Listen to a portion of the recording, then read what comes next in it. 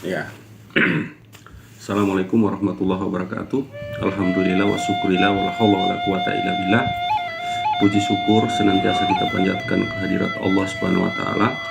Semoga Allah Subhanahu wa taala senantiasa memberkahi dalam setiap langkah dan tingkah laku kita dalam kehidupan ini.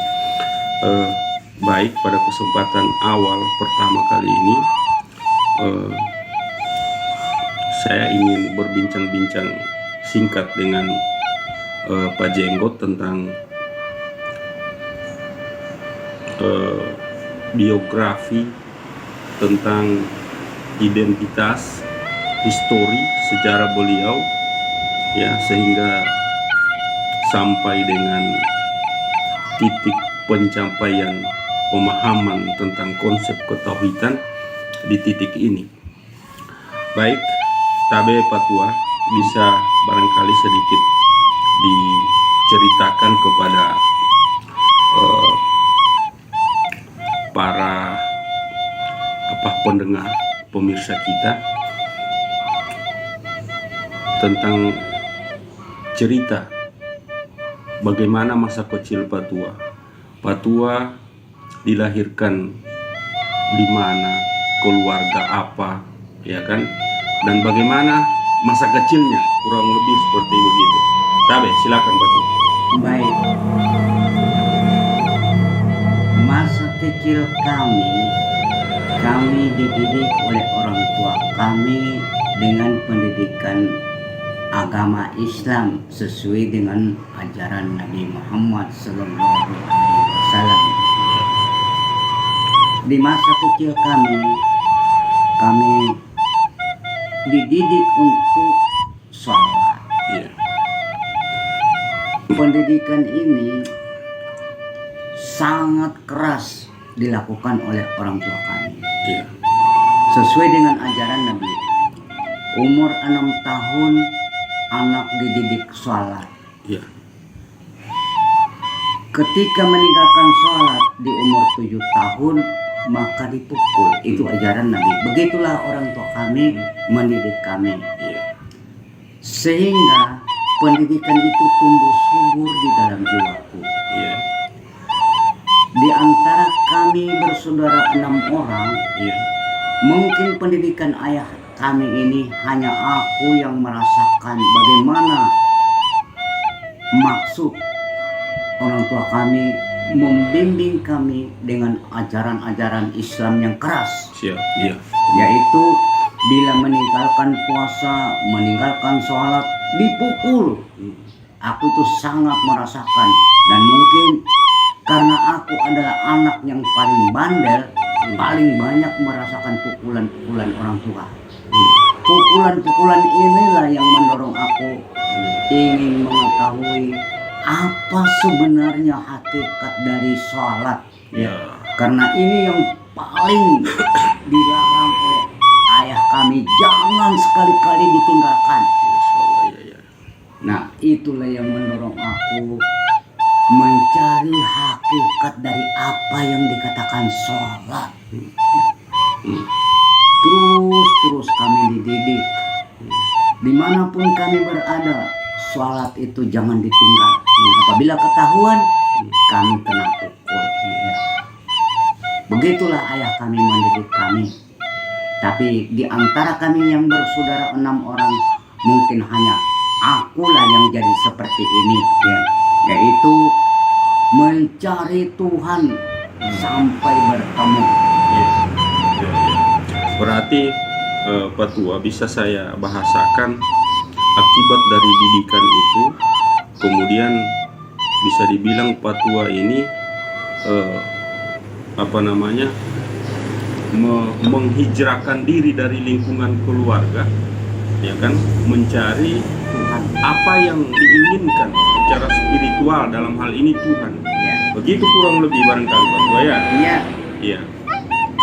Lalu ketika tamat dari SD, ya, karena SD ini masih pendidikan orang tua dan guru SD.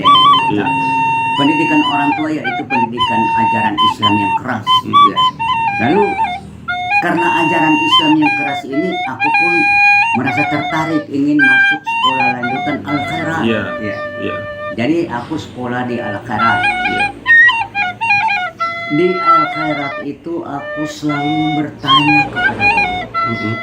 Kalau masalah pelajaran tidak terlalu. Iya. Tapi yang kupertanyakan tentang Tuhan.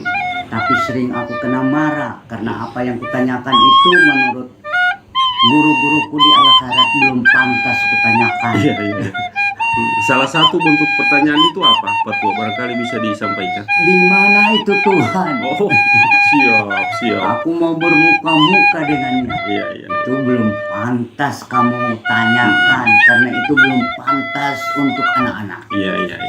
Jadi dengan siapa yang baru pantas? Iya. Itu jangan dulu. Ditolak lagi dengan halus, jangan dulu.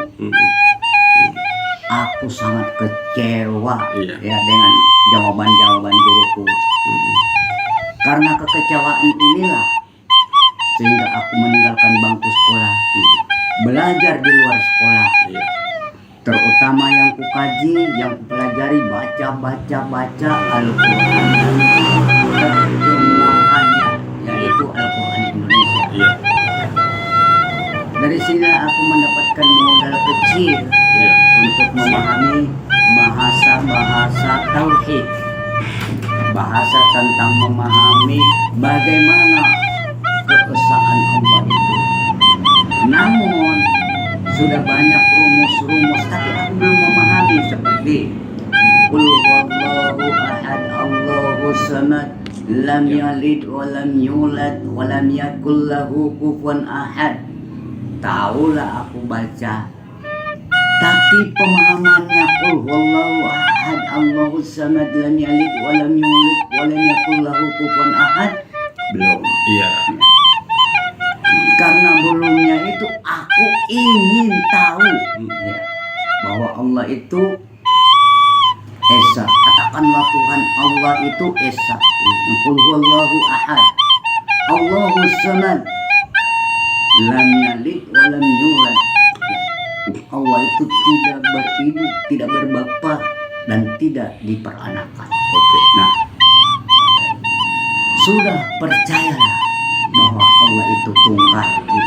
Tapi aku tak puas dengan bahasa-bahasa ini. Ya. Aku ingin tahu di mana adanya. Wah, ketika ditanya sama guru-guru pun hanya marah. Belum bisa. Kecewa dan kecewa. Kemana aku akan bertanya, dan siapa yang bisa menjawab pertanyaanku ini sehingga aku ini merasa senang, karena ini menjadikan aku gelisah dan gelisah ya, karena ingin menemukan Sang Penciptaku, tapi tidak ada seorang pun yang bisa menjawab bahwa Tuhan itu ini ya, kalau ibarat benda ini dia mau itu ditunjukkan seperti itu. Siap. Oke. Terima kasih Pak Tua atas penjelasan singkat tentang tahapan atau tangga mulai dari latar belakang masa lalu, sejarahnya, sampai kemudian bisa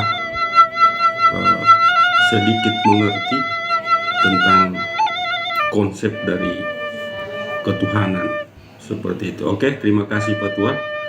Sampai di sini dulu untuk perbincangan kita pagi ini tentang apa yang telah disampaikan tadi. Lebih dan kurangnya saya dan Pak Tua mohon maaf. Wabillahi taufiq wal hidayah. Assalamualaikum warahmatullahi wabarakatuh. Waalaikumsalam warahmatullahi wabarakatuh. Oke, Pak Tua. Ya. Pentingkah kita seorang hamba atau makhluk untuk mengenal Tuhan? Sangat penting. Bagaimana penjelasan? Penjelasannya, Iya. man arafa nafsa faqad arafa rabbah. Barang siapa yang telah kenal akan dirinya, berarti dia telah kenal akan Tuhannya. Sangat penting. Jadi kalau siapa yang belum mengenal dirinya, berarti dia belum kenal akan Tuhan. Nah, Jelas? iya, jelas. Tapi saya mau diperjelas lah. Oh iya Iya kan? Bagus. Nah, ketika kita seorang hamba begini ingin mau mengenal Tuhan, ya kan? Apa yang kita harus Oh, lakukan? cara-cara yang akan ditempuh. Iya. Oke. Hmm. Ya. Banyak cara yang Iya. akan ditempuh. Salah satu, gunakan matamu, gunakan telingamu, Hmm. gunakan perasaanmu. Hmm. Mata kau buka, apa yang kau lihat? Hmm. Ciptaan Tuhan. Dari situ terbayanglah alam pikiranmu bahwa sesungguhnya alam ini ada yang menciptakannya. Iya. Lalu gunakan telingamu. Bagaimana suara-suara yang kau dengar? Suara apapun, burung-burung berkicau, Iya. ya, harimau meraung, Iya. semuanya itu adalah suara-suara Tuhan. Tapi bukan wujud Tuhan. Bukannya.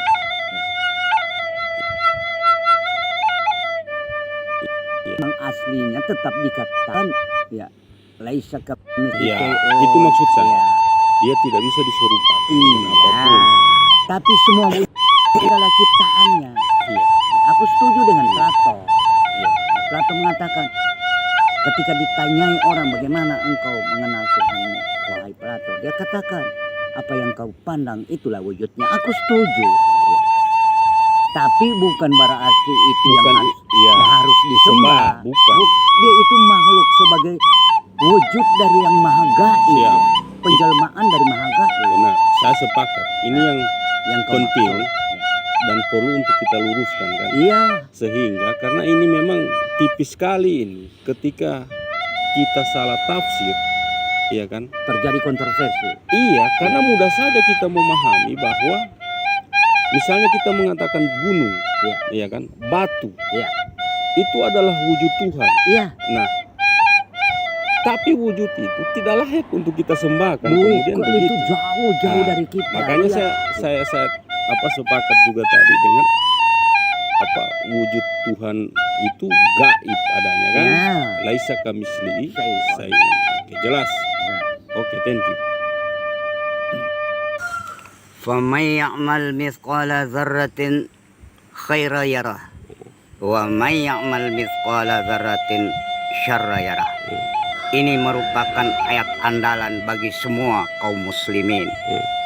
Barang siapa berbuat baik sebesar zarah, balasannya seperti itu juga. Begitu pula barang siapa yang mengerjakan kejahatan sebesar zarah, balasannya seperti itu juga. Itu namanya keadilan menurut para ulama.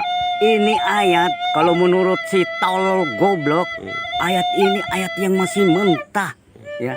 Ini perlu dimasak. Sesungguhnya tidak ada yang berbuat baik kecuali Allah Subhanahu wa taala. Makhluk itu hanya predikat penampung segala-galanya. Bukan manusia yang berbuat baik kepada manusia. Bukan manusia yang berbuat baik kepada Allah. Tapi hanya Allah yang selalu berbuat baik kepada makhluk-makhluknya. Mari kita lakukan kajian yang baik. Ketika manusia bergerak, apakah itu gerakan manusia sendiri? Tidak. Nah, buktinya apa? Kalau memang gerakan manusia sendiri, kenapa suatu ketika yang punya pemilik, ya, yang punya gerak mencabut, apakah ada manusia atau makhluk yang mempertahankan bahwa ini haknya? Tidak ada. Mari kita buktikan. Mata yang begitu jeli boleh jadi kabur dalam waktu seketika kalau Tuhan mau mencabut. Mana mampu hamba mempertahankan. Ini kenyataan, bukan dongeng. Orang cerdas bisa jadi bodoh, jadi gila seketika. Karena apa? Bukan pemilik kecerdasan, pemilik itu adalah pencipta kecerdasan. Betul? Oke. Dari Allah kepada Allah. Inna lillahi wa inna ilaihi roji'un. Allah itu menurunkan yang rendah, ya. Itu demi kepentingannya. Jadi Allah memerlukan Allah. Dia kirimkan yang rendah. Rendah itu mencari yang tinggi. Butuh yang tinggi. Berkenan di hati atau tidak, inilah jawabannya. Selama kita masih hidup, sekolah kita belum tamat. Disekolahkan terus, tapi guru kita gaib. Apa yang kita lihat, kita baca dan kita baca. Ternyata yang kita katakan nyata itu adalah fata morgana. Bukanlah yang kita maksud. Jadi ketika kita kena tipuan, kita pun mencari apa inti dari penipuan ini. Ada yang dibungkus oleh penipuan itu. Itulah yang kita cari. Kalau boleh aku katakan, kita dibohongi, ya. Yang membohongi kita itu gaib adanya. Disekolahkan terus-terus. Sekolah ini tidak akan tamat sebelum kita mencapai apa yang kita maksud. Rindu dan rindu tumbuh subur dalam jiwa kita, mencari hakikat hidup yang sejati. Ternyata ada keberuntungan kita kena tipu ini. Disekolahkan dan disekolahkan agar supaya kita mencapai tujuan kita yang abadi, yang sejati. Hidup di luar itu adalah kulit yang dikatakan jasmani. Hidup yang benar, yang tak akan berubah, itulah ruh Allah. Itulah emas dan permata. Di kulit itu, kalau boleh aku katakan, tembaga. Jadi di dalam tembaga itu ada emas. Di dalam kebohongan itu ada kebenaran. Barangkali itulah yang kusampaikan. Yang paling berat hidup di dunia ini adalah memegang amanah. Ya. Jarang ditemukan orang yang jujur yang bisa memegang amanah. Oke. Sebab biasanya ketika dipercayai, bahkan disumpah sudah memegang amanah, ternyata masih juga dianggap amanah yang diberikan kepadanya. Padahal sudah disumpah. Termasuk kita yang masyarakat kecil, yang miskin seperti begini, Pak Tua, juga dibebani amanah. Iya. Kenapa? Iya. Apa katakanlah orang tua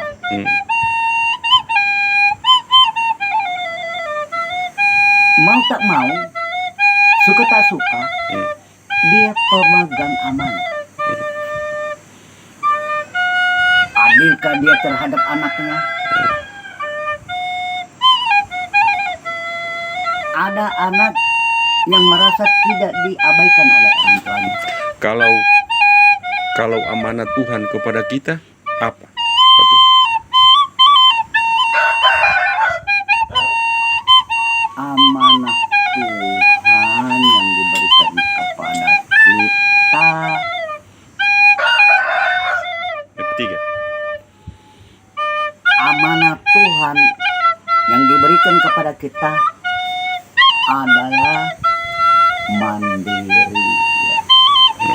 Dalam kemandirian selalu kita berteman dengan Tuhan. Kalau kita berada di halayak ramai, di situ ada gangguan dan gangguan, kemandirian kita hilang. Jadi hubungan kita dengan Tuhan itu jauh. Tapi kalau selalu mandiri, apalagi ya kalau aku sebagai orang hutan ini, tiada lain yang paling dekat kepada hanyalah Tuhan. Itulah yang membuat aku orang bilang berani. Berarti memegang Ya, amanah. konsep amanah dengan meyakini Tuhan itu sebagai zat yang tunggal yang satu, itu adalah bentuk dari amanah. Masuk. Ya, karena menguatkan jiwa kita. Satu-satunya yang menciptakan jiwa kita itulah pengawal kita. Siap, oke. Yang paling dekat dengan semua makhluk, terutama manusia ya. Iya. Tapi semua makhluk adalah maut. Mau. Maut itu tidak kenal siapa, apa jenderal, Iya. apa presiden, apa raja di atas raja. Kalau masih namanya makhluk, musuhnya yang paling dekat maut. Iya. Maut ya. Maut. Coba gambarkan sedikit bagaimana kedekatannya. Baik. Ini sebuah teka-teki ya. Iya. Dan selalu terjawab. Tidak ada teka-teki ini yang tidak terjawab. Sudah nyata-nyata itu musuh kita, tapi itu yang kita tuju. Iya. Tidak ada seorang yang tidak menuju maut. Iya. Nyata musuh Berarti semakin dekat ya. dengan musuh itu. Bergantinya hari, bergantinya Iya. minggu, bulan. Iya. Iya. Siap. Jadi ini ku katakan teka-teki. Nyata-nyata maut, tapi kita menuju ke sana. Ya, oke. Tua yang di dunia ini yang besar apa? Selagi orang normal, waras, ya, bukan orang gila ya maksudnya. Iya. Hawa nafsu. Kenapa? Maunya dunia ini miliknya sendiri. Ya. Bahkan tidak cukup. Iya, bahkan tidak cukup. Betapa besarnya ya, Iya. yang dikatakan hawa nafsu. Iya. Tapi Iya. pada waktu perang Badar, selesai perang Badar, karena menurut Rasulullah perang yang dihadapi paling hebat selama hidupnya, dia mengatakan perang Badar. Tapi sesudah perang itu masih ada lagi perang yang lebih hebat menurut Rasulullah. Maka para sahabat pun bertanya, perang apa itu ya Rasulullah? Perang yang paling hebat adalah memerangi hawa nafsu. Barang siapa yang bisa mengalahkan nafsunya, maka itulah pahlawan yang sejati. Menurut aku yang goblok, tidak ada orang yang mampu menundukkan hawa nafsunya. Barangkali hanya Rasulullah yang mungkin. Tapi kalau kita sebagai manusia biasa, selalu tunduk kepada hawa nafsu. Oke.